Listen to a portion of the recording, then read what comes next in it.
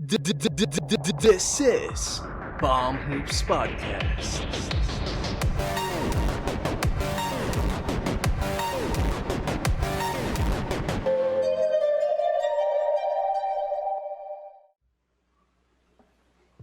Hi everyone, this is Palm Hoops Podcast presented by Jem and Jello. Make sure to like, comment, share this video, and subscribe. Also, make sure to click the notification bell to be updated on our newest releases. So, this past week, especially last week, there's this one team na ginulat tayong lahat dahil tinalo nila yung Big 3 ng Brooklyn Nets back-to-back games, and this is the Cleveland Cavaliers. So, ano bang thoughts mo about them, bro? Well, with the Cleveland Cavaliers, nakita naman natin na meron silang bagong combo na pinagmamalaki. After the LeBron Kyrie combo, here comes the Darius Garland and Collin Sexton combo na tinawag nga ni Larry Nance Jr. na Sexland. Actually, nakakatawa pero it works. The combo works with Collin Sexton averaging 27 points per game, and prior to the injury, Darius Garland was averaging around 19 points per game. So yeah, they're pretty much like sabi mo nga, the Portland combo of CJ McCollum and Damian Lillard. So from that perspective, and since they're a relatively young team, although meron nga silang mga vets na katulad ni Drummond and ni Kevin Love, which we will talk about later, they're a relatively young team na I think is on the rise to be one of the best teams in the East. Yeah, and with their coach, JB Bickerstaff, he's a new name, pero young coaches are making a name for themselves this season with Steve Nash nga, yun, JB Bickerstaff, and others na parang ginawa ni Steve Kerr and Nick Nurse na first season nila sobrang laking impact agad. So I think parang this is a sign for the NBA na they are going towards a futuristic style of coaching, or perhaps new brand of coaching the players. So going back to Collin Sexton and Darius Garland, yeah, I think they're the next big thing in the NBA, considering na backcourt duo sila, and alam naman natin na ang mga backcourt duo sa NBA normally talaga nagfo-flourish sila. And excuse me, I'm looking at especially Collin Sexton. He might be an all-star this season Assuming the Cavs make the playoffs, I think is an all-star. And maybe even Drummond. Yeah. And Collin Sexton is averaging career high numbers, as in by far sobrang career high numbers. Pero even back then sa college, expected na gagaling talaga to. In fact, there was this one time na kinwento ni Richard Jefferson na yung team ni Collin Sexton, dahil sa injuries and suspensions and foul trouble, umabot sa point na 3 na lang sila na naglalaro sa court, and tambak sila nung time na yun. Pero Collin Sexton took over and muntik pa sila manalo sa game na yun. Yeah, I think I've heard of that game sa college nun. So Collin Sexton has the capability to take over a game talaga, and it is now transitioning to an NBA game.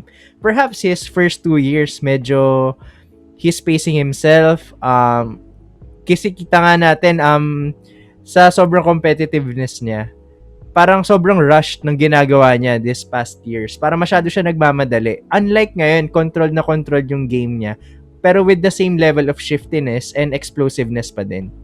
And then yung position na nilalaro niya, which is the guard position sa NBA, may it be the 1 or the 2, is one of the toughest positions to play. In fact, if you ask me, I think the easiest position to play right now is the center and the small forward position. And being a point guard is a really hard job. So seeing Collin Sexton flourish right now in this season, it's a really big breakthrough for him. Dahil yung scoring opportunities na nakuha niya, and even contested shots, he was making all those contested jump shots over Kyrie and even over Kevin Durant, who is a plus defender in my opinion. Yeah. And yung ginawa nga niya in the double overtime game, he really took over 22 points only in the overtime game. So that is for 10 minutes he scored 22 points. And especially no second overtime, tuloy-tuloy na 3-pointers yung pinakawala niya over Kevin Durant and over Kyrie Irving. So, yeah. Ano nga reminiscent nga nung time na nag-take over si LeBron against the Boston the Detroit Pistons nung Game 6. Yeah. Oh, yun yung na-feel Game ko. 5. Game 5 pala, Game 5. Yun yung na-feel ko na ginagawa niya. Similar dun yung vibes. Parang nakahanap na ngayon yung Cleveland ng next superstar nila, I think. And when they drafted Darius Garland, I honestly expected him to be a bust kasi sobrang pangit talaga nung ginawa niya no rookie season niya. Plus the fact low expectations talaga. And he was often injured. And correct me if I'm wrong, pero iyan yung draft pick ng Lakers na they traded away to get Anthony Davis, am I right? If I'm not mistaken, yes. Yeah. So Collin Sexton is drafted number 4. Yeah, number 4. So he is expected to be a superstar in the league at some time in his career, and he was even compared to Steph Curry dahil nga sa tendencies niya sa 3 points. And when I looked at the Cleveland Cavaliers a few years ago, to be exact last year, I don't see any way na magko-complement si Collin Sexton and Darius Garland. Pero nagawa ng paraan ng team nila. And ang ganda kasi they're very explosive and it's controlled. Hindi siya yung parang nag-aagawan sila ng touches sa isa't isa. No, parang it's made talaga from their place. Parang actually parang pareho yung offense nila with how they work with Damian Lillard and CJ McCollum na merong isang mag-go off ball. They both can play off ball kasi because they're really good shooters and they're really good attackers as well with the ball and without the ball. So nagpa-flow talaga yung offense nila from the backcourt lalo na pagka on the fast break. So yun, malaking tulong sa unlay speed nila. And more on Collin Sexton, he's a very underrated defender. Sobra. Because super explosive niya in scoring, in shooting, taking over. We tend to forget na sinupalpal niya si Kevin Durant and chased down. Tapos the intangibles are there. If you can remember, there was an air ball by Cedi Osman na pinutback niya, parang inalyup niya over Kevin Durant who is 6'10". So, yung intangibles, the intensity, competitiveness, the defense, it's all there. So, you've got nothing more to ask for. Sobrang underrated talaga ng athleticism ni Collin Sexton. As for Darius Garland naman, I think yung finesse talaga yung nagdadala. And he's learning his way around the NBA defense na. Once he figures it out, kung saan yung mga spots na makukuha niya, where he can take advantage of defenders. Lalo na with how the defense of the NBA is going to a more zone D compared nung dati.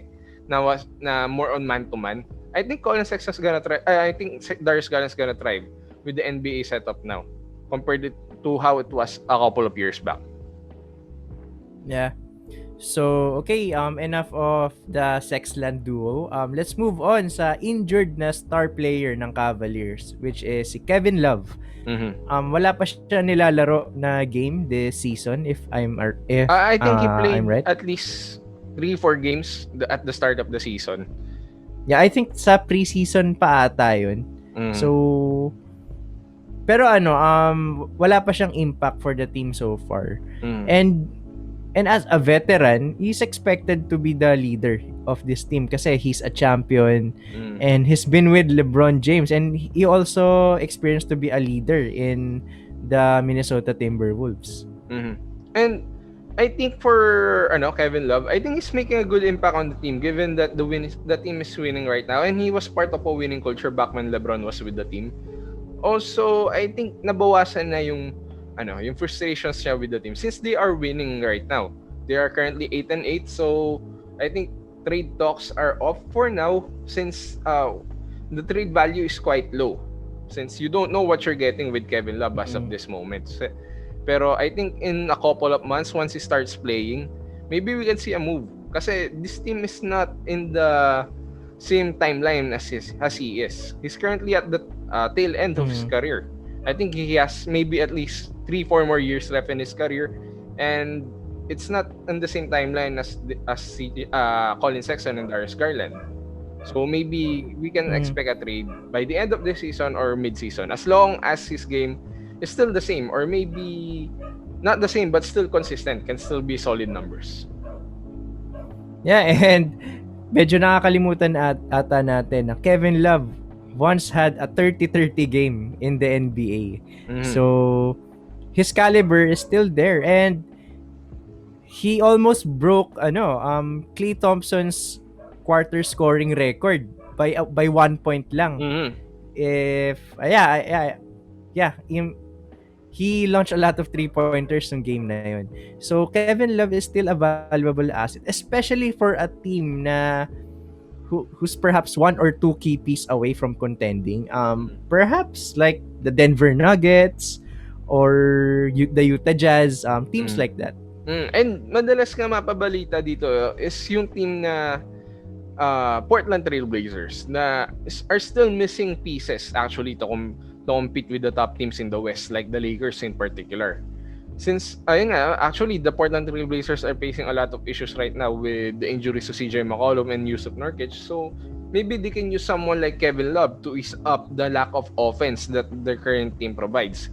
Since si Melo lang tsaka I think Covington are the more reliable shooters on the team that's left. Yeah, and Kevin Love is a 3-point champion. So, I think that's enough to say na he's a comfortable shooter from beyond the arc. So, I think maybe in mid-Feb or March, assuming that the trade deadline is still not over and Kevin Love is playing, I think the Trailblazers will need to make a move. Obviously, they're not trying to make the move this past few seasons because it's a dead-end move. Once they move for Kevin Love, they'll have to it has to be a make or break season, and I think this is their make or break season because they have a really good team, albeit injured. But if they can shore it up with someone like Kevin Love, improve their offense and maybe their defense, because I think Kevin Love is still an underrated defender given his performance in the 2016 finals. So I think malaking improvement kung makuha si Kevin Love. Yeah, and he's the only winner talaga sa team na yun. So, even if he is not producing that much, the locker room presence is priceless. So, gusto mo na may ganun kang type of player in your locker room to guide you, especially during the times na you're struggling, perhaps the opponent is making a run and hindi pumapasok yung mga tira ninyo. You want someone like Kevin Love in your on your bench. Someone reliable and someone na consistent with the shots. And if they get Kevin Love, I think they can give Kevin Love his touches back in the post na nawala sa kanya when he joined Cleveland. Na dun siya talaga nag-excel dun sa mga post plays niya. Since if he plays a bench role, he can replace Yusuf Nurkic in the starting lineup every maybe in spurts, and he can get the touches that Yusuf Nurkic usually gets. And yun, walang minimal drop-off sa offense ng Portland Trail Blazers nun para sa akin. Pero if you're going to ask me, I'll hold on kay Kevin Love. Like what I've said nga, priceless yung yung experience niya sa finals, yung mga na-experience niya as an all-star player, hindi nababayaran yun eh. So, for a young team, you need someone like that. Similar to how Udonis Haslem is for the Miami Heat, 'di ba? Or Derek Fisher during nung time niya with the Lakers and the Thunder. Siya yung vocal leader nila. So for a young team talaga kailangan ng ganyan. Kasi yes, you may be talented, pero once na narattle yung isang team, especially a young team, you don't have anyone to settle you down but your veterans.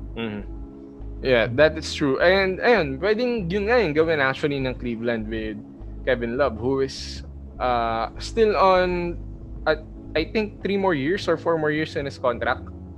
And assuming na yun nga, tatapusin niya yung career niya with the Cleveland Cavaliers, malaki yung magiging impact niya. Baka nga ganun yung maging route ng career niya in the end, na kamukha nung kay Haslem na maging vocal leader na lang siya by the end. Pero ito kasi, may impact pa siya on the court. So, we can still expect to see him play and maybe still put up solid numbers. So, with the James Harden trade that happened recently, the Cleveland Cavaliers are actually part of the deal nung James Harden Surprisingly. trade na yun. And, yeah. And they got Jarrett Allen and Taurean Prince. So, those two are impact players and nagpakilala sila sa Brooklyn Nets. The first game, imagine mo, first game na makakalaban mo is yung former team agad na nagtapon sa'yo to another team. Parang if I were them, I have something to prove. And they delivered. Taurean Prince had a good game. Jarrett Allen had a great game off the bench nung second game nila against the Brooklyn Nets. Actually, I think for Taurean Prince, who's still relatively young, I think around 25, 26 years old, his time with the Atlanta Hawks, pinakita niya talaga na he is a starting level player. He can score, he can rebound, he can defend. Unfortunately, when he went to the Brooklyn Nets, nag-diminish yung role niya, nag-diminish yung game niya. Pero ayun, given the right opportunity and given the right teammates, I think he can still put up 17 to 18 points per game. So maybe in the future siya yung starter, assuming Okoro doesn't turn out to be a great player. Maybe he can be their starter or the starting power forward even in the future. As for Jarrett Allen, I think he's the center for the future of the Cleveland Cavaliers because his age is at the same timeline as Collin, Sexton, and Darius Garland na magiging building blocks talaga ng team na to. And even nung rookie season ni Jarrett Allen, I always thought that he was going to be a starter or maybe even a star in this league. Yeah, and he's actually the starter of the Brooklyn Nets above DeAndre Jordan nung hindi pa natitrade. So, and DeAndre Jordan is a former All-Star, a former rebounding leader. So to get the starting nod over him is something for a center. Not to mention nga sikat si Jarrett Allen for blocking superstars, 'di ba? So you want someone like that in your team na who can be a defensive anchor and has the length, has the athleticism, and is improving offensively as well. It's much similar sa defensive end to Miles Turner, who is actually having a career high in defense right now. Although the Pacers are a middling defensive team, pero yung impact ni Miles Turner is comparable sa kung ano si Jarrett Allen, I think. And ayun nga, solid na key pieces tong dalawang to kasi they are young and sabi mo nga pasok sila sa timeline ng development ni Collin, Sexton and Darius Garland. So perhaps we might be seeing their core in the future. Yeah, and I think that's the good building block para sa kanila. And dagdag mo na rin syempre si Larry Nance Jr. who's playing a career year this year. Starting at the small forward and power forward position surprisingly. And he's taking a lot of threes na rin. So ayun, malaki yung magiging impact nila moving forward with this team. Yeah, and hindi ko in-expect for Larry Nance Jr. to be this good. I mean, he has shown flashes of it in the Lakers nung rookie campaign niya. Pero hindi ko in-expect na he'll have a consistent jump shot, na magiging underrated na playmaker siya. In fact, siya ang assist leader ng Cleveland Cavaliers. And looking at the games, he has the confidence to throw cross-court passes, passes in traffic. He has the confidence. So you don't see that very often for big men. And to be honest, I'm seeing someone like Draymond Green in Larry Nance Jr. Who's a big, he can defend all 5 positions, tapos has the playmaking ability, and if he needs to shoot the 3, he can do it also. Yep, I think that's a good blueprint for Larry Nance Jr. to follow, especially if he wants to be a starter in the NBA. Dahil yung mga katulad niya na player na good on both ends of the floor, usually those players start. And okay yung ginawang transition ni Larry Nance Jr. from being actually a center all the way to being a small forward. Kasi he had he improved sa ball handling, sa playmaking. Basically, improved everything. Plus, the fact na sobrang athletic niya. Nakakalimutan natin na he used to be poster maker ng mga dunks when nung nasa Lakers siya. Medyo nung na-trade siya sa Cleveland, medyo naglaylo ng onte. Pero ngayon parang bumabounce back na siya, especially nga na wala na si LeBron, and ayun, na he has free reign na since bago na yung system na nilalaro niya. And I think the small forward position is ideal for him.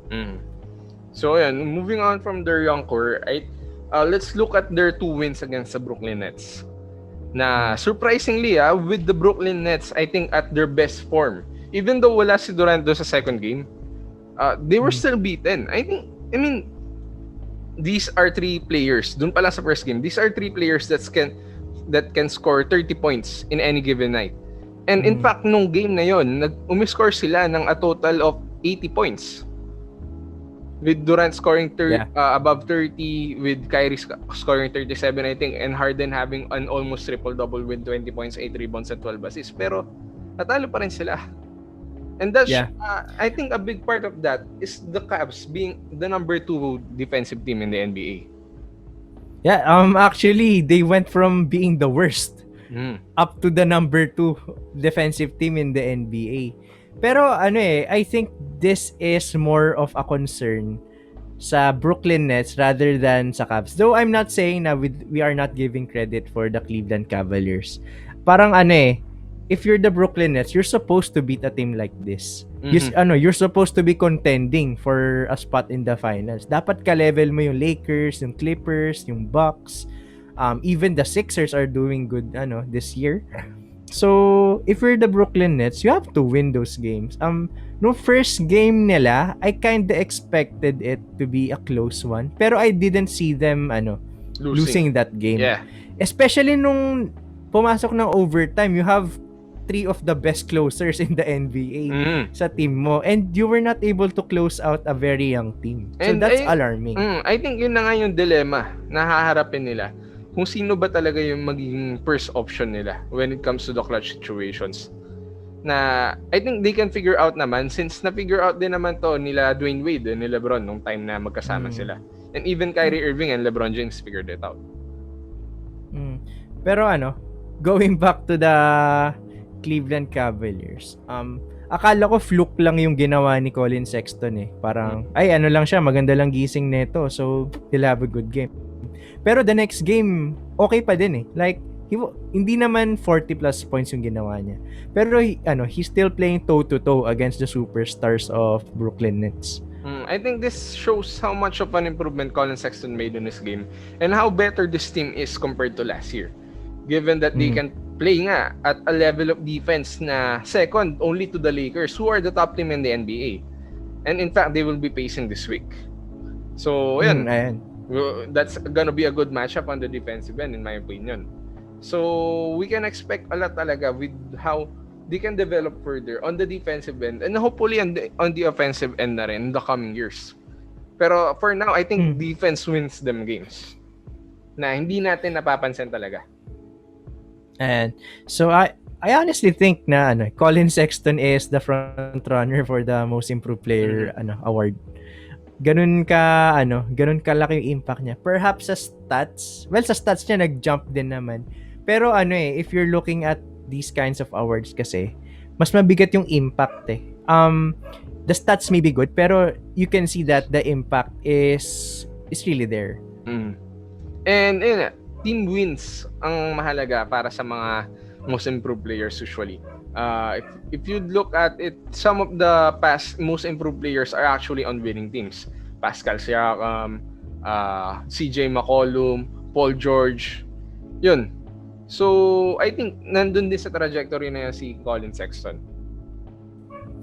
And, okay, so, actually, kahit sobrang dami nating good news na sinasabi about the Cleveland Cavaliers, there has been a slight controversy sa week nila, and that is Kevin Porter Jr. So, ang nangyari dito is, since they had a new player in Taurean Prince, parang ang ginawa ng Cavs management is hindi nila ni-notify si Kevin Porter Jr. na gagamitin pala ni Taurean Prince yung locker niya. And dahil nga doon, nagkaroon ng tantrum sa locker room si Kevin Porter Jr. And actually, the Cleveland Cavaliers are very fast on acting on it. With that, in just a matter of days, Kevin Porter Jr. was traded. And unfortunately, I think this is a loss for the Cavs because Kevin Porter Jr. is a good player. In fact, last season, he averaged 10 points per game and he was shooting at decent splits. And he had spurts of 20-point games here and there nung time na nandun siya sa Cleveland. Even though they were a bad team, scoring 20 points in the NBA on a regular basis is no easy feat. So, the fact na nagawa niya yun, he has a bright future. And I think itong nangyari na to with his tantrums and yung outlast niya with the team, I think it's a bit justifiable given he is indeed the player of the team. And also because he's still young. Still 20 years old, he's still just a kid na kailangang matuto ng ins and outs ng NBA na he still needs a maturity. So, and the fact na hindi nila ni-notify si Kevin Porter Jr. nung ginawa nila is super unprofessional. Kasi parang as a player, karapatan mo to have a locker and have a safe space dun sa locker room ninyo. Kaya ang locker room yung tawag, di ba? So, parang tinanggalan mo ng rights yung player. Parang ganun yung dating eh. And I think the locker room actually holds a sentimental value to a player because it's a symbol that you are a part of the team, having that locker in that locker room. So if you lose your locker, if you lose your spot, and you're moved to maybe a lesser spot, a bad spot in the locker room, that says something of what your standing is in the team. And I think it was coming for him na rin. Because if this wasn't coming for him, his teammates would have been super supportive. And when nawala silang reaction, I think he wasn't really a part of the future even before the season started. Yeah, and kasi nga hindi siya nagpapakita sa Cavaliers eh. He basically just sinabi niya ayoko maglaro. So hindi siya naglaro. So I think for any front office naman, if you had that kind of player, hindi mo magugustuhan yung ganung ganung asal niya. Kahit sabihin mo you have depression, you're feeling you could have at least parang notify the team, ganun. Hindi yung bigla ka na lang hindi maglalaro, di ba? Kasi Kevin Love actually went through that. Pero hindi okay naman yung naging relationship niya with the team, di ba? And I think Kevin Love did a better job with handling his issues. So honestly, I think that the team actually could have done a better job, but I think they weren't really connected with Kevin Porter Jr. from the start. That is why it led to this. So hopefully with this new team, he can get to connect with the teammates, with his family maybe, with the management, so they can understand him better, so that he can return to the court and play the game. Because he's really a good player. And I think he has a future in the league, assuming he gets back on track. Yeah. And I think the Houston Rockets got a steal. Nakuha nila si Kevin Porter Jr. who might be a reliable scorer in the future for only a second round pick. So, and he's very young. So he has at least 10 years of good basketball in him. So hopefully he can develop his game. Hopefully he can get back on the court. And he has great teammates in John Wall and Victor Oladipo. And not to mention the rising star in Christian Wood. Okay, so let's move on to Andre Drummond. He's actually posting great numbers and perhaps borderline all-star numbers. Actually, I'm thinking he's gonna be an all-star for this season. Assuming he doesn't get traded muna before the season, before the all-star break. I think he's a big part of why they are winning. Kung bakit sila yung number 2 best defensive team in the NBA. I mean, his athleticism, his size, his experience, the veteran leadership, it's all there. He's been part of an SVG team, and we know that Stan Van Gundy always plays defense first. So I think that carried over with his career now with the Cleveland Cavaliers. And anytime you have the best rebounding player of this decade, 'di ba parang automatic that's an easy advantage for you eh. And actually, I think they got Andre Drummond for at a bargain. They basically traded I think Second Brandon round Knight picks. Yeah. and a second round picks para kay Andre Drummond. So to get a former All-Star who's leading the league in rebounding just for that, parang kahit sabihin mo mabigat yung kontrata, worth it eh.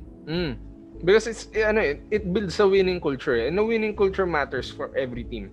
I mean, look at the Charlotte Hornets, look at the Sacramento Kings. Since they don't do moves as risky as this, as hard as this, they never get to build that winning culture na young players can build off on and start a dynasty like the Warriors did. Yeah, and even the Lakers, a lot of critics are saying na they were crazy giving up their whole core, their young core for Anthony Davis. Yeah. So as a team wanting to go forward, you have to make moves like this. Kahit sabihin mo hindi mag-pay off, at least you tried. Because it says a lot about of what your team is. It says that you're committed and you want to win. And we can see that now with the Cleveland Cavaliers na since LeBron, since he left, ngayon, they are back to winning games na hindi nila na-achieve even with Kyrie Irving on the team because they were kind of keeping it cheap with their bills. So, ayun na nga, so I think Andre Drummond will stay put for the Cleveland Cavaliers. Pero sinabi na nga ng Cavs na they are open to trade talks with Andre Drummond para din ma-gauge nila kung ano yung trade value because he's playing well and perhaps they might get someone better in exchange of for Andre Drummond. Perhaps who is in the timeline of this team. Perhaps a third star to complement Darius, Garland and Collin Sexton in the long run, di ba? And I think someone like Jaylen Brown might be available, assuming with additional picks or additional assets that the Celtics can get. Because currently, the Celtics really need a center. Tristan Thompson is not cutting to be that starting center that they hope to be. And maybe they can use someone like Andre Drummond that can provide the defense and the size and athleticism that they need. Yeah. And also, I can see Andre Drummond going to the Dallas Mavericks if ever. Kasi looking at the big men of the Dallas Mavericks, wala silang rebounding eh. Even Kristaps Porzingis is struggling and he is coming off an injury. So medyo lilo yan pagdating sa banggaan and Dwight Powell isn't rebounding. Maxi Kleber is not really a rebounder. Si Willie Cauley-Stein lang talaga yung nagtatrabaho sa kanila. And even Willie Cauley-Stein has never averaged more than 10 rebounds a game if I'm not mistaken. So, ayun, it's a big issue with rebounding for them even though they have the size. And they have Luka Doncic as their leading rebounder. And for a point guard, shooting guard to do that, dapat hindi kasi you want to preserve the player. That takes up a lot of energy from Luka Doncic. That's why we see Luka Doncic having triple doubles with inefficient shooting splits because it takes up a lot of energy for him to take all those rebounds, all those assists, all those drives, and he has to do it all. Sobrang hirap ng power player. Yeah. Okay, so to end this episode, bro, do you think the Cavs currently is a playoff team? I actually think they're lower end playoff team, maybe a 6, 7, or 8 seed because the East is actually tight with low with their win-lose column in the seedings usually in the playoffs. Maybe they can get into the play-in tournament still. And if they get into the playoff tournament, I think they're gonna be a threat to whoever is sitting on those 7 and 8 seeds because they're that good on the defensive end, and defense wins you games. Yeah, sabi nga ni Kobe, defense wins you championships. So personally, and as a Cavs fan din, since fan din ako ni LeBron, I've been following the Cavs ever since. I really hope that they make the playoffs and I believe that they can do it. Ang tawag nga sa Cleveland is the Believeland. So, I think yung young core na to believes they can make the playoffs. So, I think, yes, they can at least qualify for the play-in tournament. Kasi, parang yung play-in tournament, that's a blessing in disguise for all the teams eh. Kasi even the lower seeded teams can have a crack at it. Kahit perhaps they might be rebuilding, ganun. Kung mas may chance sila, instead of just the 8 seed, automatic na cut na agad. So, I think there are a few pieces away. And sabi ko nga sa previous episode natin na the Cleveland Cavaliers is just one playmaker away from being a surefire playoff team. And moving forward, I think they can grow as a great team.